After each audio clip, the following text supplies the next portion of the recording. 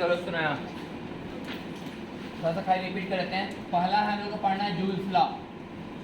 कौन ला है? Joules law. Joules law का मतलब है हीटिंग इफेक्ट ऑफ करेंट। जब किसी तार को किसी बैटरी के साथ लगा दिया जाए इसमें करंट चलना शुरू हो जाएगा। आई बराबर V/R। और अगर 30 सेकेंड तक लगातार करंट चला तो चार्ज बराबर करंट इंटू टाइम। तो इसका मतलब 30 सेकेंड में इस बैटरी से होकर के Q चार्ज ट्रांसफर हुआ। 30 सेकेंड में इस बैटरी से होकर के Q चार्ज ट्रांसफर हुआ। Q चार्ज ट्रांसफर होने का मतलब हुआ कि बैटरी ने कितना काम किया, बोले Q ही, और यहाँ 0 तो फाइनल माइनस इनिशियल बराबर Q। तो बर्डन बाई बैटरी बराबर, तो बर्डन बाई बैटरी का मतलब बैटरी ने एनर्जी दिया। बैटरी ने एनर्जी दिया, कितना दिया? Q। किसको दिया? तार। यहाँ पर दो ही चीज है, वो बैटरी के वो तार, बैटरी के दोनों टर्मिनलों खाली वो तार से क्या कर दिया गया है? जोड़ दिया गया है। कि कंडेंसर वाली बात नहीं है। अगर किसी बैटरी से किसी कंडेंसर को जोड़ा जाए तो 3 डिवाइस हो गया, एक कंडेंसर, एक बैटरी और एक तार। कंडेंसर, एक बैटरी और एक तार। तो कंडेंसर अलग खाता था हाफ CV², बैटरी देता था CV²। Q बराबर CV होता था, Q बराबर तो CV²। की बैटरी दिया CV², कंडेंसर लिया हाफ CV², बाकी हाफ CV² हीट में जाता है तो तार खा जाता था। लेकिन इस कहानी में तो पूरा का पूरा तारे में जा रहा है। इसका मतलब पूरा का पूरा भी कहाँ जाएगा? वायर। और वायर इस एनर्जी का क्या मैंने क्या करेगा? अपने आप को गर्म करेगा, अपने आप को गर्म करेगा। कि बल्ब का जो फिलामेंट है वास्तव में हीट हो रहा है, गर्मी हो रहे हैं, लाल तप जाते हैं, बस उसको खाली कवर चढ़ा दिया गया कांच का ताकि कोई उसे डायरेक्ट छुए नहीं। बस में कि नहीं, लाइट आ रहा है और कांच लगाने से थोड़ा सा लाइट और अच्छा आता है। हम लोग एक दिया जलाओ और एक लैंप जलाओ, अंतर है कि नहीं? काम दोनों जबकि वही होगा, दिया जलाओ चाहे लैंप जलाओ, काम तो वही हो रहा है दोनों में। लेकिन एक लैंप अच्छा लाइट, उसे कांच का एक प्रोटेक्शन दे दिया गया, सुरक्षा भी और लाइट भी अच्छा है। लेकिन वास्तविक तार तो गर्म हो रहा है ना, फिलामेंट है जो गर्म हो रहा है, तप रहा है, एकदम हीट हो रहा है, उसी से लाइट निकल रहा है। तो ये बात हो गया कि बर्डन बाई बैटरी पावर कितना हुआ है? QA। और Q बराबर IT, Q बराबर कितना होगा? DIT। और V बराबर IR, V बराबर तो I बराबर V/R, V² by burden by battery, burden by या हीट का फॉर्मूला दोनों हुआ। हीट का फॉर्मूला और बर्डन बाई, हाँ बर्डन बाई बैटरी बोलो चाहे तार में कितना मतलब उसमें पैदा हुआ उसका फॉर्मूला, लेकिन सब आंसर आएगा जूल में। सब आंसर आएगा समय भागा तो 4.2 समझ आएगा कैलोरी में। Q बटे 4.2, VIT भागे 4.2, I² RT भागे 4.2, V² बटे RT गुने 4 भागे 4.2। इस सब आंसर है दोनों का, बर्डन बाई बैटरी बोलो चाहे हीट, लेकिन आंसर आएगा ये कैलोरी। ये जो 4.2 को क्या बोलते हैं हमको पता है? Mechanical equivalent of heat. बड़ा बात है, मैकेनिकल इक्विवेलेंट ऑफ हीट। और ये बताया गया था कि मैकेनिकल इक्विवेलेंट ऑफ हीट की भौतिक राशि एक रेशियो, ये क्या है? कन्वर्सन फैक्टर है। कन्वर्सन फैक्टर बदलने का तरीका है जूल को कैलोरी में, ये कोई भौतिक राशि नहीं है। कि किसमें आ गया ये? कैलोरी। अब बात है पावर का, किसका? पावर बराबर वर्क बाई टाइम। तो इसमें से टाइम और हम भागा दे तो VI² और V² बाई R पावर का फॉर्मूला हुआ। तो बैटरी कितना पावर दिया यहाँ से निकालिएगा, तो बैटरी कितना पावर दिया आप यहाँ से निकाल सकते हैं।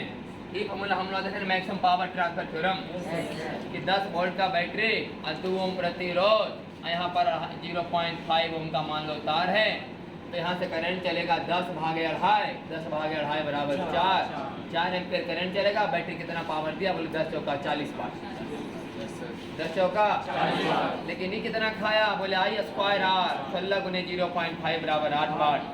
तो 40 वाट में कितना लेता था ये? 8 वाट। सही है, I² R 40 में कितना लिया ये? 8 बटे 40 गुने 100, 40 गुने 2.5 100, 8 दूनी 16 4 20%। सही कि नहीं? ये मैक्सिमम पावर ट्रांसफर थ्योरम के समय करवाए थे कि माने एफिशिएंसी किसका ज़्यादा है। एक बार 0.5 ओम ले लो, एक बार 2 ओम, एक बार 3 ओम, तो 2 ओम वाला में पावर ज़्यादा मिलेगा। मैक्सिमम पावर ट्रांसफर थ्योरम में लिखाया गया था कि जब R बराबर R होगा तो मैक्सिमम पावर ट्रांसफर होंगे, लेकिन जब R ग्रेटर देन R होगा तो मैक्सिमम एफिशिएंसी होगा। मैक्सिमम 0.5 है। अभी 8 वाट आया, क्या परसेंट आया 20, 8 आया 20% आया। अब इसको कर दो कितना 2, तो 2 और 2 4, यहाँ अढ़ाई, तो अढ़ाई गुने 10 25 वाट, कई वाट 25 वाट ही दिया बैटरी किया, लिया कितना ही 25 गुने 2 कितना वाट 12.5 वाट, साढ़े कितना आया 50%, नहीं 12.5 मतलब क्या परसेंट 50%। अगर कर दो इसको 3 ओम 3 2 5 दूनी 10 दूनी 20 वाट यहाँ दिया, 2 दूनी 4 अतिया 12 वाट यहाँ आया, 12 वाट आया कितना में 20 में, तो 12 बटा 20 गुने 100, 20 बचे 100, 12 बचे। एफिशिएंसी कब ज़्यादा है जब 3 ओम है, लेकिन पावर कब ज़्यादा है जब 2। R बराबर R बराबर अब R जब बढ़ा रहे हैं R से तो एफिशिएंसी ज़्यादा हो, सही कि नहीं। तो बैटरी का जब भी पावर निकालना हो तो कहाँ से निकालते हैं, V इंटू पावर। लेकिन ये दोनों फार्मूला कब लगाना है, सीरीज और पैरेलल कॉम्बिनेशन में जब प्रतिरोधों का पावर निकालना हो। किसका निकालना हो, हाँ किसी लोड का, कोई लोड की तरह पावर खा रहा है, यहाँ से I स्क्वायर R या V स्क्वायर बाई R से।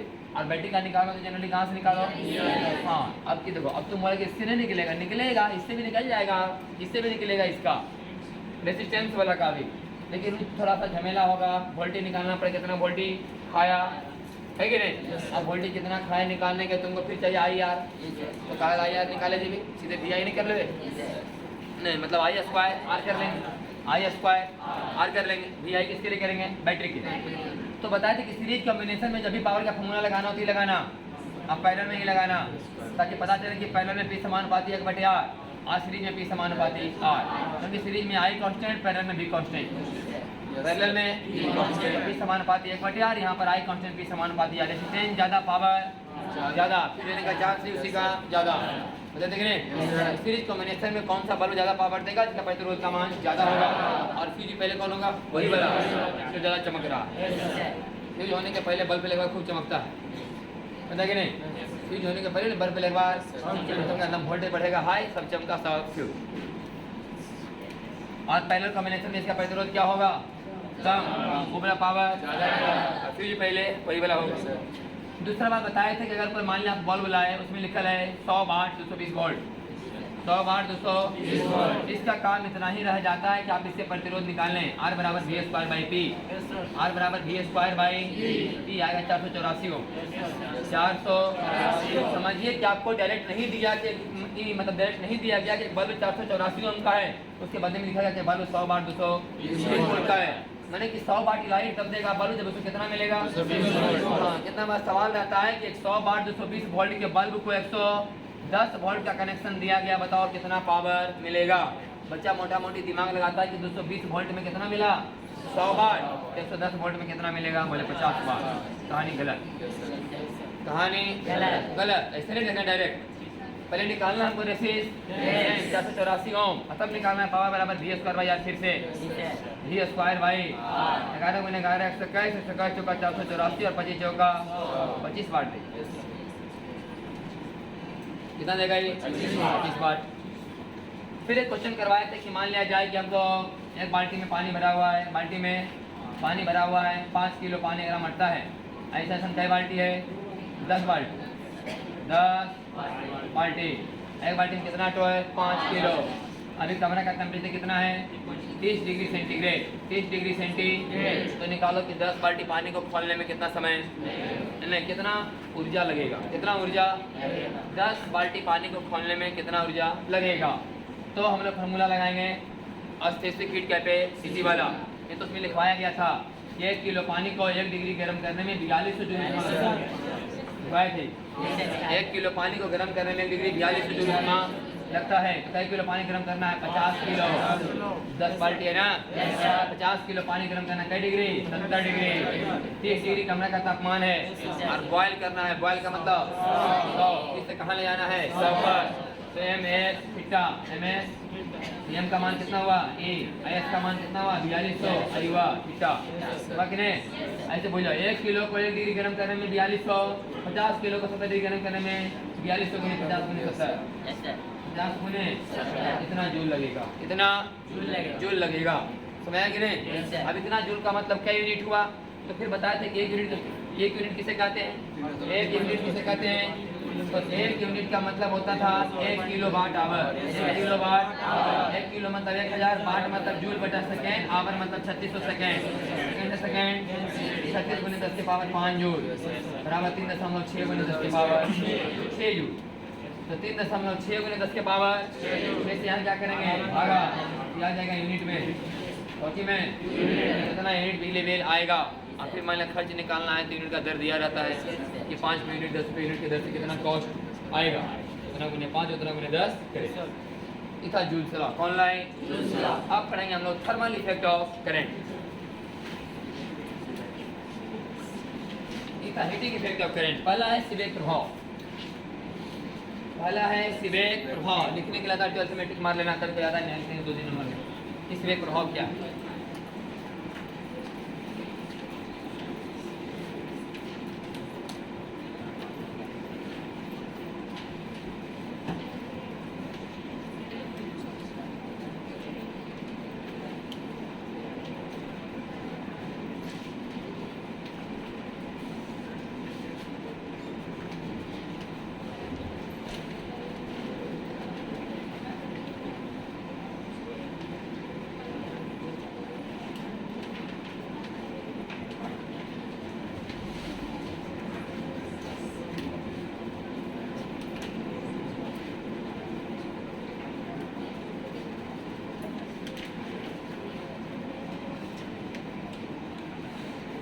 सीबेक प्रभाव में लिखा हुआ है कि जब दो मेटालिक तार को, जब मेटालिक तार से दो मेटालिक तार अलग अलग वायर को, मान लो एक वायर ए है और एक वायर बी है, ये दोनों अलग अलग वायर हैं, दोनों को इंड टू इंड जोड़ दिया गया, किनारे से किनारों को मिलाकर एक लूप बना दिया गया।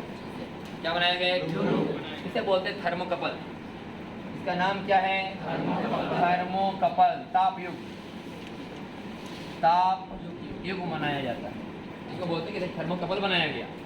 जब दो अलग अलग मेटालिक वायर हो, कैसा वायर को, जिसमें करंट का प्रवाह हो सकता है, वैसे वायर को, जब दो अलग अलग मेटालिक वायर को इंड टू इंड मतलब मिला करके क्या बनाया जाए, थर्मोकपल, ताप युग बनाया जाए, और इसके दोनों जंक्शन को, दोनों संधि को अलग अलग टेम्परेचर पर रखा जाए, दोनों जंक्शन को अलग अलग टेम्परेचर पर रखा जाए। तो जो टेम्परेचर ज़्यादा होता है उसे बोलते हैं हॉट जंक्शन, जो रहता है कम उसे बोलते हैं गर्म और ठंडा का कोई परिभाषा नहीं है, तो ज़्यादा है तो गर्म हो गया, कम है तो ठंडा, बस में है कि नहीं। मान लो कि माइनस 0 डिग्री सेंटीग्रेड है, 0 डिग्री सेंटीग्रेड है और 2 डिग्री सेंटीग्रेड, 2 डिग्री गर्म 0 डिग्री ठंडा, बस में है कि नहीं। गर्म ठंडा का कोई परिभाषा वाली बात नहीं, तुलनात्मक अध्ययन वाली बात है। जैसे कि किसी आदमी का लंबाई कौन लंबा कौन नाटा, ये कहना मुश्किल है, ये है कि आदमी सामने आदमी खड़ा करो, पता चलेगा कि नाटा भी लंबा और लंबा भी नाटा हो सकता है, वही वाला बात। तो दोनों को अलग अलग टेम्परेचर पर मेंटेन किया गया, किताब में लिखा होता है कि एक को हॉट किया गया और एक को कोल्ड किया गया। ऐसा कोई सोचना नहीं है, समझना कि मतलब टेम्परेचर ज़्यादा है और एक का टेम्परेचर कम है। जब इसमें अलग अलग टेम्परेचर मेंटेन किया गया तो इसमें करंट चलना शुरू हुआ, करंट चलना एक्सपेरिमेंटली सब कुछ वो देखा जा रहा है। इस बात कि जब दो अलग अलग मेटालिक वायर को, दो अलग अलग मेटालिक वायर को इंड टू इंड जोड़ करके एक जंक्शन बना दिया गया, दोनों को एक थर्मोकपल बनाया गया, और फिर दोनों जंक्शन को अलग अलग टेम्परेचर पर मेंटेन किया गया, इसमें करंट चलना शुरू हुआ। जो इस बात का सबूत है कि कहीं न कहीं वोल्टेज जरूर पैदा हुआ, कहीं न कहीं इसके अंदर में वोल्टेज जरूर पैदा हुआ। कि जो वोल्टेज इसके अंदर में बना होगा उसे बोलते हैं थर्मो ईएमएफ, थर्मो ईएमएफ या सीबेक ईएमएफ। क्या बोलते हैं उसे, सीबेक ईएमएफ या थर्मो ईएमएफ, थर्मो ईएमएफ या सीबेक ईएमएफ। नाम है सीबेक प्रभाव। तो कितना वोल्टेज बना इसका फार्मूला सीबेक साहब ने दिया। अगर आप तार ए और बी की मदद से आप थर्मोकपल बनाए हैं तो उससे जो वोल्टेज पैदा होगा उसका फार्मूला होगा A B theta plus half B A B theta का स्क्वायर, जहाँ थीटा है temperature difference between hot junction है कोल्ड जंक्शन। ये फार्मूला दिया गया सीबेक की तरफ से। EAB बराबर EAB का मतलब वायर A और वायर B की मदद से अगर आप थर्मोकपल बनाते हैं तब उसमें जो वोल्टेज पैदा होगा वह होगा AAB theta plus half BAB theta का स्क्वायर और EAB BAB का मान चार्ट में दिया रहता है। क्वेश्चन में दिया रहेगा या तो फिर उसके लिए टेबल का यूज करेंगे। 80 बारों में टेबल दिया गया, 80 बारह बुक में इसका टेबल बनाया गया चार्ट, उसमें लिखा था सवाल में कि टेबल नंबर इतना का यूज कीजिए। बस में है कि नहीं, तो लिखा रहेगा चार्ट में सब मान दिया रहता है। ए का और बी का एम का नियम बनाइएगा तो माने दिल रहेगा ए और बी का। इसी तरह बनाएगा तो पीछे पलट के देखना पड़ता है थ्योरी में तो चार्ट में कितना उसका मान दिया गया।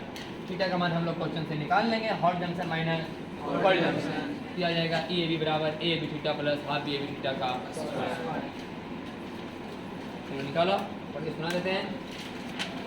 लिखा कि when two metallic rods are joined end to end and their junction are maintained at different temperature, then electric current flow through it.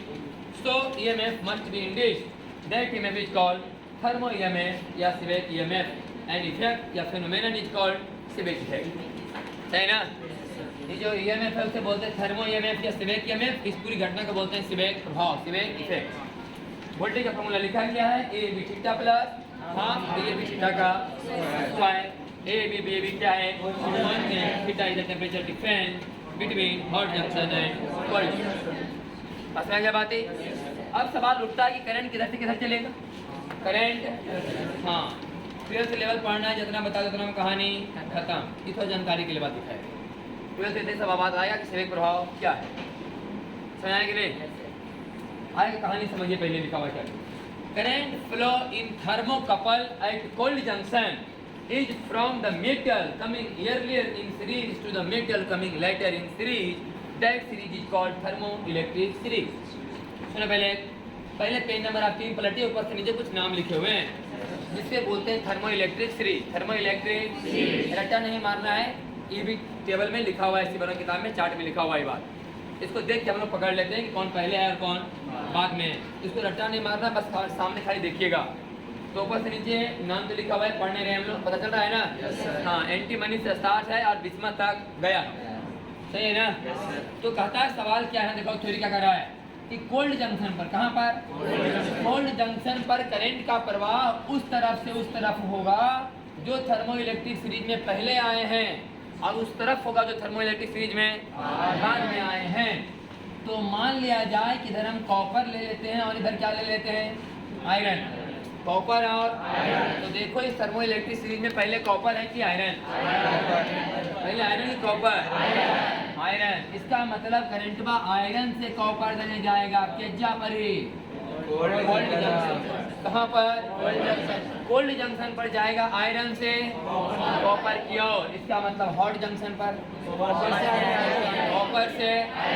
तो हम लोग बच्चा लोग को ट्रिक सिखा देते हैं कि याद रखना हॉट कॉफी, हॉट तो आपको एग्जाम में एग्जाम्पल देने में आसानी होगा। एक एग्जाम्पल ही जरूर देना जब लिखने के लिए Seebeck प्रभाव, Seebeck हाँ अपने से एक एग्जाम्पल ही देना है। हॉट कॉफी हम लोग उल्टा आज करेंगे, थ्योरी का उल्टा कि हॉट जंक्शन पर कॉपर से आयरन की तरफ जाएगा, तो समझ लो कि कोल्ड जंक्शन पर आयरन से कॉपर की तरफ जाएगा। इसका मतलब थर्मोइलेक्ट्रिक सीरीज में पहले आयरन आया होगा और फिर बाद में चल के, सही कि नहीं। इसे हम लोग एग्जाम्पल नहीं देते ताकि आप एग्जाम में लिख सकें, वही लिखा हुआ है। क्लियर हो गया नहीं कि कोल्ड जंक्शन पर करंट का प्रवाह किधर से किधर होगा, उस मेटल से उस मेटल की ओर। आयरन कॉपर को जरूरी ये सारा मेटल हो सकते हैं। हम बताए एग्जाम्पल देने के लिए एग्जाम में, इसको एक बात रखो, एग्जाम्पल दे सकता है अपन मन से कुछ दे सकते हैं, याद करना आसानी से हम इसके बारे में बोलते हैं। तो ये हम मतलब बता रहे थे कि कोल्ड जंक्शन पर करंट का प्रवाह उस धातु से उस धातु की ओर होगा जो थर्मोइलेक्ट्रिक सीरीज में पहले आते हैं और फिर थर्मोइलेक्ट्रिक सीरीज में बाद में आते हैं। जो पहले आते हैं उधर से करंट चलेगा, जो बाद में आते हैं उधर करंट जाएगा। ऐसा कहाँ होगा, कोल्ड उधर उल्टा अपना होगा। हो गया ना क्लियर। तो फिर थर्मोइलेक्ट्रिक सीरीज का नाम लिखा हुआ है। तो EAB बराबर लिखा हुआ है AAB theta plus half BAB theta का स्क्वायर वोल्टेज का फार्मूला है। कब का बात है, जब मेटल A और B से हम लोग बनाएंगे थर्मोकपल, सही ना। मेटल A और मेटल B से बनाएंगे थर्मोकपल, तब का ही वोल्टेज निकालने का फार्मूला है। ये वाला मान चार्ट में दिया रहेगा AAB और BAB। थीटा का मान क्वेश्चन से हम लोग देख लेंगे कि कितना हॉट जंक्शन और कितना दोनों का अंतर क्या, क्लियर ना। हम अपने कहानी को और आसान बनाने के लिए कोल्ड जंक्शन का तापमान ही 0 मान लें। क्या मान लेते हैं? इससे एक सुविधा यह होगा कि हॉट जंक्शन का टेम्परेचर बोलेंगे चाहे टेम्परेचर डिफरेंस बोलेंगे, आपको अंतर पड़ने वाला जैसे कि बैटरी वाले केस में हम लोग यहाँ का 0 मान लेते हैं और यहाँ का 15 मानते हैं, तो 15 वोल्ट बैटरी के पॉजिटिव टर्मिनल का बोलो, चाहे 15 वोल्ट बैटरी का विभवांतर बोलो, को अंतर पड़ने वाला ये फायदा हो जाता है कि नहीं? लेकिन वास्तव तो 15 वोल्ट दोनों का अंतर ही है, वास्तव 15 वोल्ट दोनों के जो क्या वोल्टेज का अंतर ही है, लेकिन अपने सवाल को आसान बनाने के लिए क्या मान लेते हैं 0। तो हम समझते हैं कि मेन वोल्टेज 15 वोल्ट है, क्या बोलो अंतर भी 15 वोल्ट। तो अगर हम कोल्ड जंक्शन के तापमान को 0 डिग्री पर रखें और बोलें कि हॉट वाला का मान लेते हैं कि 72 डिग्री सेंटीग्रेड है, तो हॉट का 72 बोलो और चाहे थीटा बराबर 72 बोलो, दोनों बात सेम है कि नहीं? तो अपने सुविधा के लिए ऐसा कर लेते हैं, कोल्ड कितना मान लेते हैं 0, ताकि थोड़ा सुविधा रहे। अब यहाँ पर देखो लिखा हुआ है न्यूट्रल टेम्परेचर, आता है 12th क्लास में लिखने के लिए न्यूट्रल टेम्परेचर क्या है? न्यूट्रल टेम्परेचर क्या है? उदासीन तापमान, उदासीन तापमान। It is defined as that temperature of hot junction, क्या लिखा है? दैट टेम्परेचर ऑफ, वास्तव में है that temperature of temperature difference, वास्तव में क्या लिखा है? टेम्परेचर डिफरेंस लिखा हुआ है, लेकिन हम चला के क्या किया, हम लोग क्या लिख रहे हैं हॉट जंक्शन, इसके लिए हमने कोल्ड क्या मान लिया 0, तो लिखेंगे हॉट जंक्शन, हो गई टेम्परेचर डिफरेंस वाली बात, सही कि नहीं? ये लिखा हुआ है It is defined as that temperature of hot junction for which EMF is maximum। हाँ, माने हॉट जंक्शन का वैसा तापमान दीजिए जिस समय वोल्टेज का मान क्या है इसके अंदर में मैक्सिमम, यह मानते हुए इसका 0 है, ये लिखा है by considering temperature of cold junction is 0, है कि नहीं? तो वास्तव में हम हॉट जंक्शन का तापमान नहीं निकाल रहे हैं, वास्तव में हम टेम्परेचर डिफरेंस निकाल रहे हैं, है कि नहीं? तो कोल्ड जंक्शन का 0 माना हुआ, इससे पता नहीं चल पा रहा है कि कौन टेम्परेचर डिफरेंस है और कौन हॉट जंक्शन का टेम्परेचर है, क्लियर हुआ कि नहीं? तो हम लोग यहाँ निकाल लेंगे टेम्परेचर डिफरेंस का मान और बोलेंगे कि क्या निकला हॉट जंक्शन का टेम्परेचर, तो इसका क्या निकालना चाहिए मान? मैक्सिमम ना, किसी भी समीकरण के मैक्सिमम मिनिमम मान के समीकरण के बाद डिफरेंस, तो करते हैं differentiation of EMF with respect to theta, with respect to बराबर 0। मैक्सिमम वैल्यू के लिए क्या करना पड़ता है ना, किसी भी समीकरण के मैक्सिमम मिनिमम मान के समीकरण पे क्या करें डिफरेंस बराबर बोल ए बी थीटा का ए बी और हाफ तो कांस्टेंट है, बी ए बी कांस्टेंट है, थीटा स्क्वायर का 2 थीटा 2 से 2, तो थीटा बराबर माइनस ए बी बटा बी ए बी ना, माइनस ए बी बटा बी ए बी, सही कि नहीं? इसका मतलब यह हुआ कि थीटा का वह मान है जब ईएमएफ का मान मैक्सिमम आएगा, एफ का मान मैक्सिमम आएगा, इसे बोले कौन टेम्परेचर? Neutral temperature. कौन टेम्परेचर? निकल होगा, देखो न्यूट्रल टेम्परेचर बराबर माइनस ए बी बटा बी ए बी है लिखल, ए बी बटा बी ए बी मिला कि नहीं? तो फॉर्मूला हो गया न्यूट्रल टेम्परेचर बराबर माइनस ए बी बटा बी ए बी, और ए बी और बी ए बी का मान चार्ट में दे देगा तो हमको क्वेश्चन में दे दे, आप कुछ करने वाली बात नहीं। आगे इन्वर्सन टेम्परेचर, व्युत्क्रमण तापमान, ये भी आता परीक्षा में।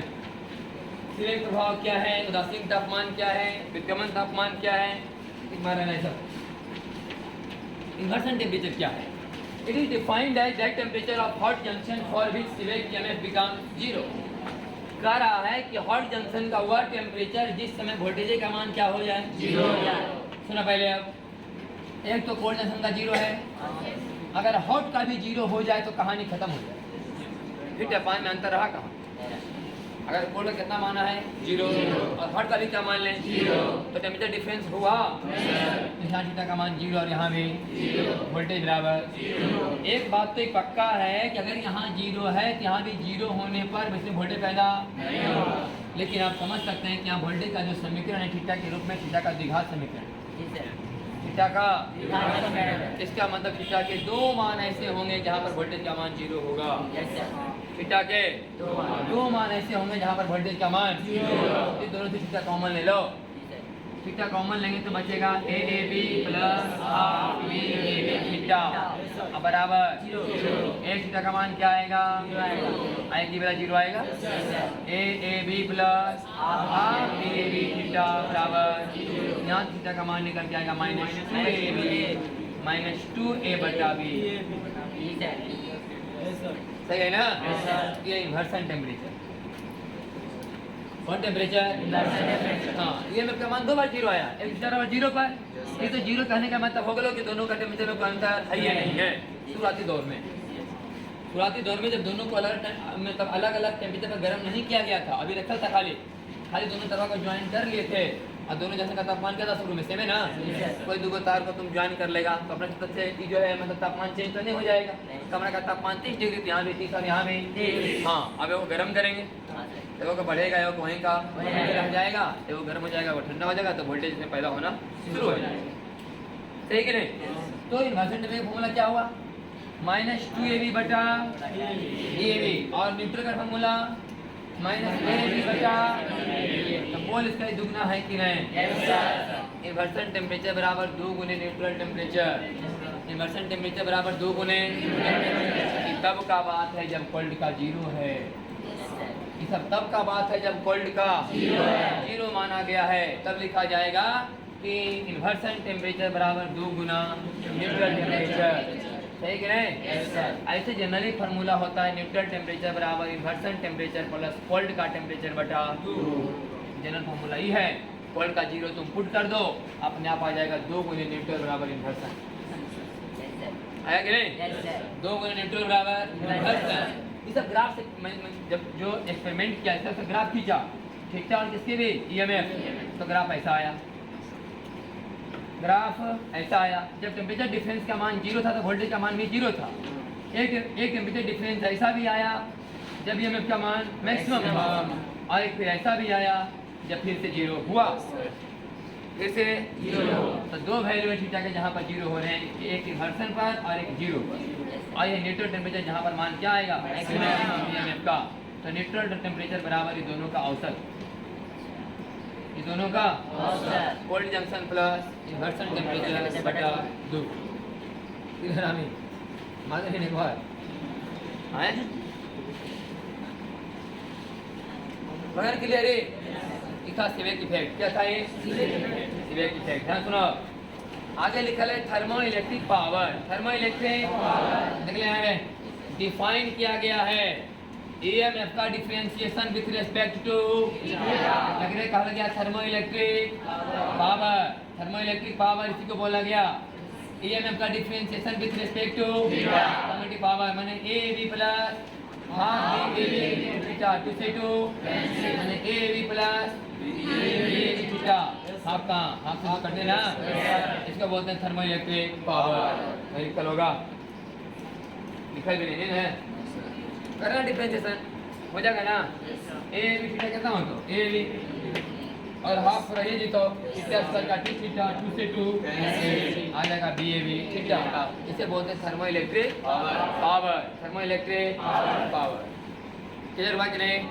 कि फिर से बोले एक बार शुरू से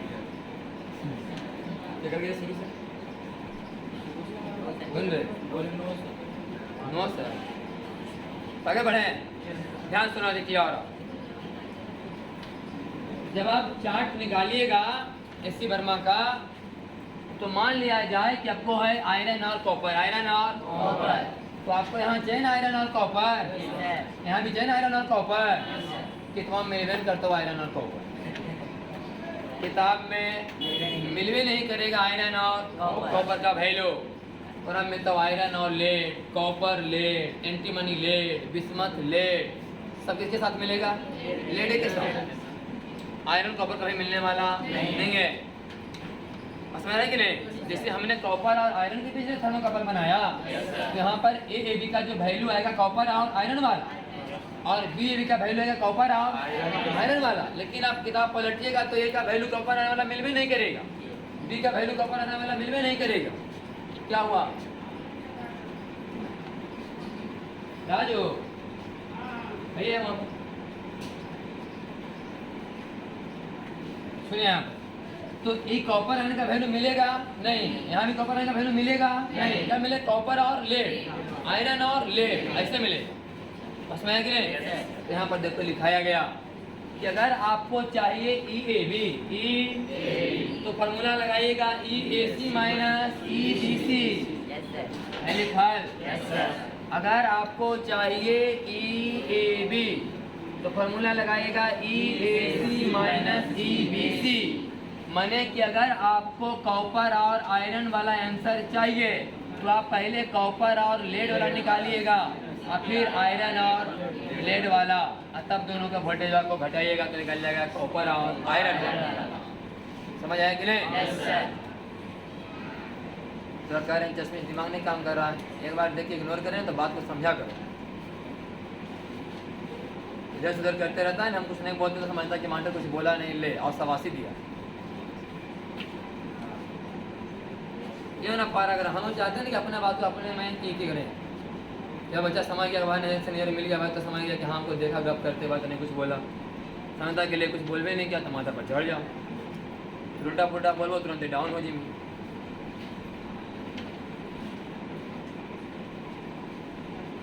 ज़्यादा को तैयार है भजाना हो तो घर ले जाए। और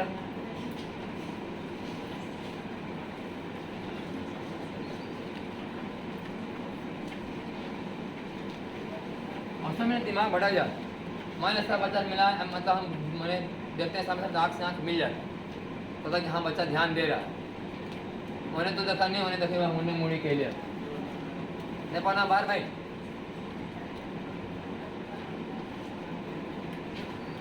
क्या कॉपर और क्या है आयरन, तो कॉपर और लेड और आयरन और लेड, तो बोला इतना कहल करेगा। सीधे अगर निकालना है तुमको E कॉपर आयरन तो लिखना पड़ेगा ना A copper iron theta plus half B copper iron theta का। तो इतना नहीं करना है, सीधे करना है कि A कॉपर आयरन का ही फार्मूला लगा दो कि A copper lead minus A iron lead.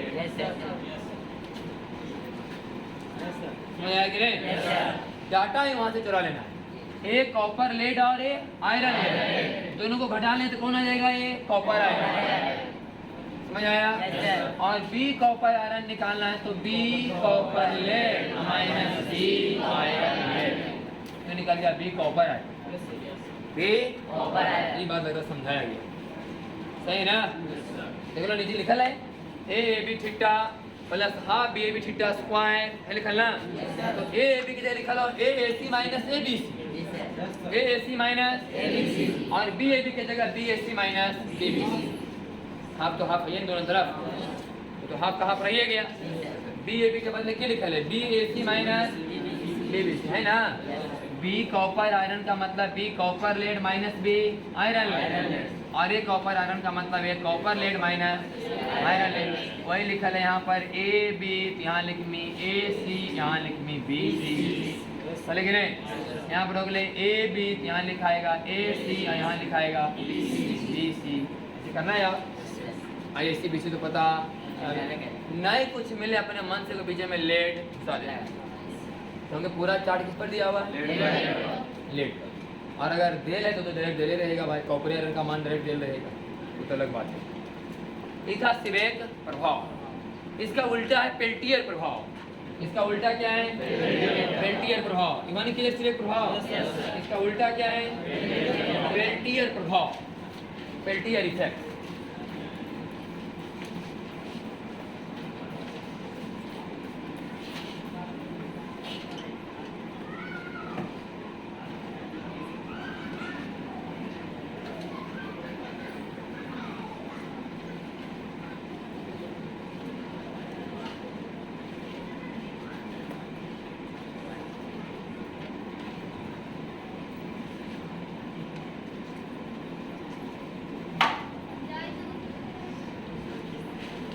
Peltier प्रभाव सिवेक प्रभाव का उल्टा है। पेल्टियर प्रभाव सिवेक प्रभाव का इसमें बताया गया कि जब दो मेटालिक वायर को इंड टू इंड जोड़ दिया जाए, दोनों अलग अलग वायर हैं और एक को हॉट और एक को कोल्ड किया जाए जिसमें वोल्टेज बन जाएगा और वो वोल्टेज का फार्मूला होगा AAB theta plus half BAB theta का।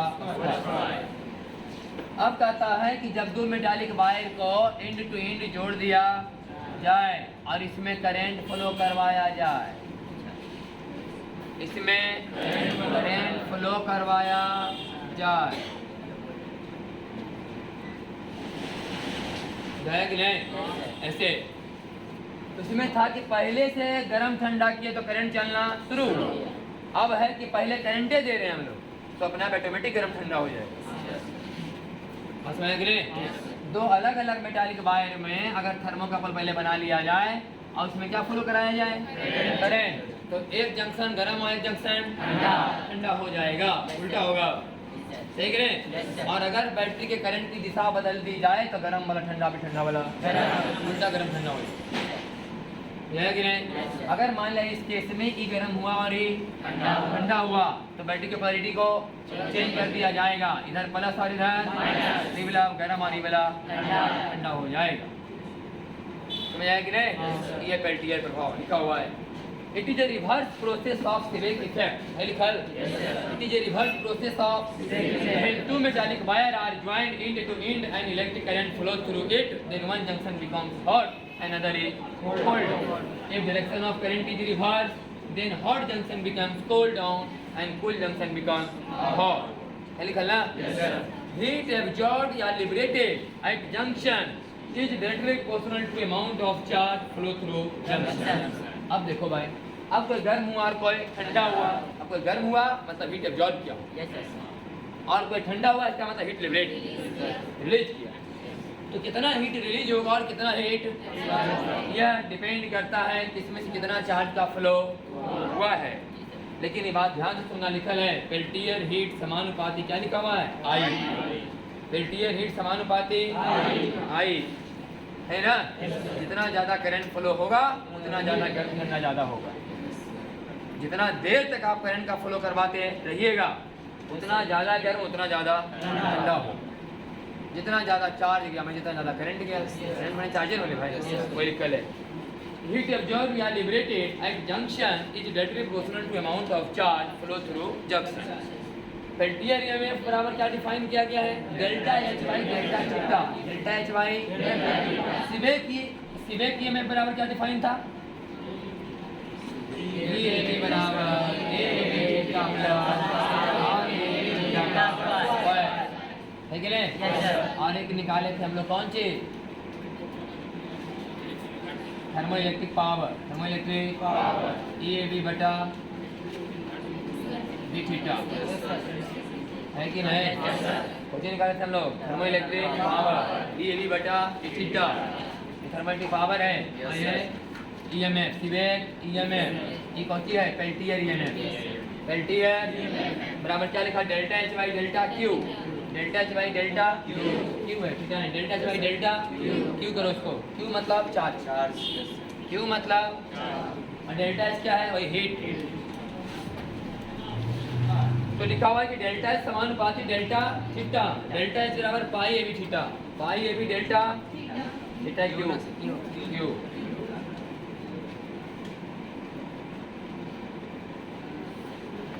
तो पाई ए बी बराबर लिखा हुआ होगा डेल्टा एच बाई डेल्टा। इसे कोई सवाल आने वाला नहीं है, ना कोई क्वेश्चन इससे आएगा, सीधे लिखने का रहता है पेल्टियर इफेक्ट, ना कोई सवाल मिलेगा पेल्टियर इफेक्ट का। तो इतना रखना कि पेल्टियर हीट समानुपाती किसका होता है? करंट का। बस एक पॉइंट याद रखना, पेल्टियर की जो है हीट समानुपाती किसका है? करंट का। याद रहे, जूल से किसका समानुपाती है? करंट के स्क्वायर का। करंट क्या है? ध्यान रहे बात। जूल हीट किसके समानुपाती है? करंट के। पेल्टियर हीट याद रखना जरूरी। निकल रही है पेल्टियर हीट समानुपाती आई होते हैं, जबकि हीट इफेक्ट में समानुपाती क्या होते हैं?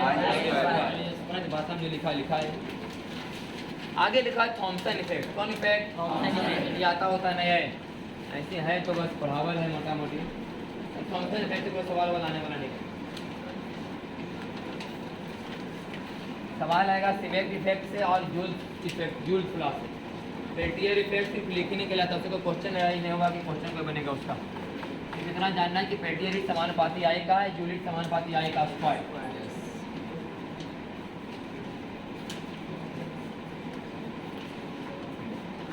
अगला है Thomson effect. If a metallic wire है जे नॉन यूनिफॉर्म टेम्परेचर, एक मेटालिक वायर जिसका टेम्परेचर कैसा है? मान लो कि साला एक वायर ऐसा है जिसका एक तरफ भट्ठी में डाला हुआ है छोर, कहाँ डाला हुआ है? कंट्री में। तो गारंटी है कि नॉन यूनिफॉर्म टेम्परेचर वाला हो ही जाए। यहाँ टेम्परेचर ज़्यादा रहेगा, यहाँ टेम्परेचर धीरे धीरे और कम होगा। हो गया लेकिन है ये हो गया नॉन यूनिफॉर्म टेम्परेचर वाला कोई एक वायर, लेकिन है if a metallic wire has a non-uniform temperature and a current is passed through it, और ऐसे मेटालिक वायर से अगर कोई करंट पास करवाए जिसका टेम्परेचर कैसा है? non-uniform है, heat may be absorbed या produced in different section of the wire।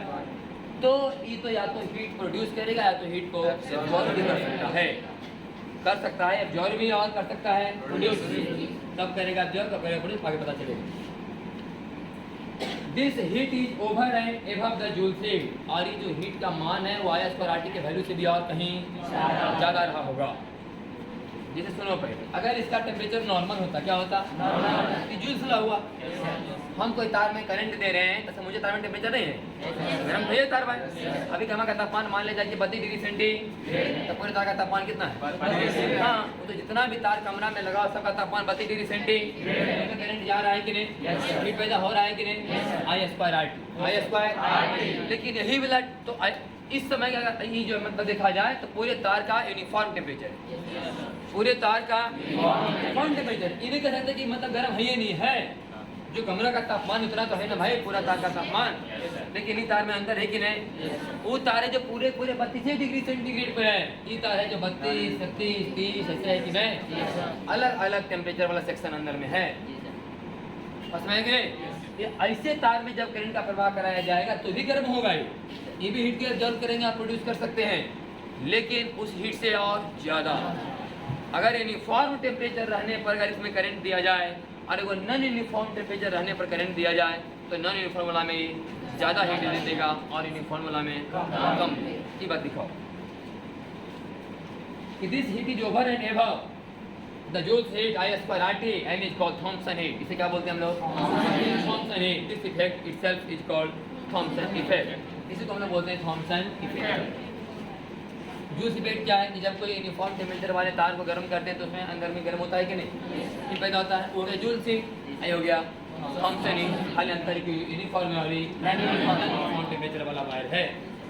Heat absorb या produce in a small section of wire is directly proportional to charge flow through wire and temperature difference. लिखा ना, delta H दो चीज का समानुपाती है, एक डेल्टा क्यू का और एक डेल्टा टी का। ये लिखा हुआ है। डेल्टा एच मतलब हीट हुआ, डेल्टा एच मतलब डेल्टा क्यू मतलब चार्ज फ्लो, और डेल्टा टी का मतलब टेम्परेचर डिफरेंस, दोनों किनारों का अंतर, दोनों किनारों के तापमान का। तो डेल्टा एच समानुपाती डेल्टा क्यू गुने डेल्टा टी, इसके बदले सिग्मा लिया गया, जिसे बोलते हैं थॉमसन कोफिशिएंट। थॉमसन और delta H by delta Q क्या बोलते हैं हम लोग? थॉमसनियन है। ये सभी पढ़े हम लोग। पेल्टियर में बराबर क्या था? Delta H by delta Q था कि नहीं? पेल्टियर हीट बराबर मैंने पेल्टियर ये में बराबर डेल्टा एच बाई, थॉमसन ये में बराबर भी डेल्टा एच बाई। लेकिन इस कहानी में डेल्टा एच बराबर दो मतलब होता है sigma delta Q delta T. Delta Q delta heat दो चीज के समानुपाती, चार्ज का और टेम्परेचर के अंतर का। तो सिग्मा डेल्टा क्यू तो हम लोग बोलते हैं थॉमसन एफ। नहीं, sigma delta T, sigma delta होगा डेल्टा एच बाई डेल्टा। सही ना? ऐसे अब तो मैं लिखा हुआ है कि कॉपर है, जिंक है, कौन है और सिल्वर है ना, जिसका सिग्मा का मान पॉजिटिव कहा जाएगा। ध्यान सुनना, अगर किसी वायर में लो टेम्परेचर से हाई टेम्परेचर की तरफ करंट का फ्लो कराया जाए, लिखल ना, कोई एक तार है, एक तरफ लो लिखल, एक तरफ हाई। लो कौची temperature, high temperature, low temperature, क्योंकि नॉन यूनिफॉर्म टेम्परेचर वाला वायर है ना, एक तरफ किनारा ज़्यादा कर, एक तरफ किनारा और बीच में जहाँ कहाँ अलग अलग टेम्परेचर होंगे। तो लो मतलब लो टेम्परेचर, हाई मतलब हाई। तो अगर किसी वायर में करंट लो टेम्परेचर से हाई टेम्परेचर की तरफ फ्लो कराया जाए और वो हीट क्या किया, एब्जॉर्ब अगर किया, तो ऐसे वायर का सिग्मा का वैल्यू पॉजिटिव कहा जाएगा। ऐसे वायर का सिग्मा का वैल्यू पॉजिटिव कहा जाएगा। और लेकिन अगर आप करंट कहाँ दे रहे हैं, हाई से लो, और तब हीट एब्जॉर्ब करेगा, तब सिग्मा का वैल्यू तार गर्म होगा ना, तार गर्म होगा तो हीट अंदर में जनरेट होगा कि नहीं? लेकिन वही लिखा हुआ है कि लो से हाई देने पर वो है कि हाई से लो देने पर तो लो से हाई देने पर अगर गर्म हो रहा है सिग्मा का वैल्यू से क्या कहा जाएगा पॉजिटिव, और हाई से लो बोला में सिग्मा का वैल्यू। एग्जाम्पल याद कर लेना सीधा सीधी कि कॉपर, जिंक और सिल्वर ये सब क्या है सिग्मा वाले हैं, और इधर आयरन, कोबाल्ट, निकेल ये सब क्या है हाँ आयरन, कोबाल्ट, निकेल तुम लोग पढ़ा होगा कि सब क्या है लौह चुंबकीय पदार्थ। क्या है फेरोमैग्नेटिक मटेरियल। क्या है फेरोमैग्नेटिक मटेरियल है, याद रहेगा अपना कि आयरन, कोबाल्ट और निकेल क्या है फेरोमैग्नेटिक मटेरियल है। तो फेरोमैग्नेटिक मटेरियल वाला रहेगा तो हीट क्या करेगी जब मैंने सिग्मा का मान हाँ, और फिर कंडक्टर वाला रहेगा तो नेगेटिव होगा। लेड के लिए सिग्मा का वैल्यू कितना होता है, लेड करो लेड नहीं लेड के लिए सिग्मा का वैल्यू हाँ, इसीलिए हम लोग रेफरेंस के तौर पर किसको ले रहे थे लेड। एक कल होगा फिर आगे law of electro last topic है, उसके बाद होगा मैग्नेटिक इफेक्ट ऑफ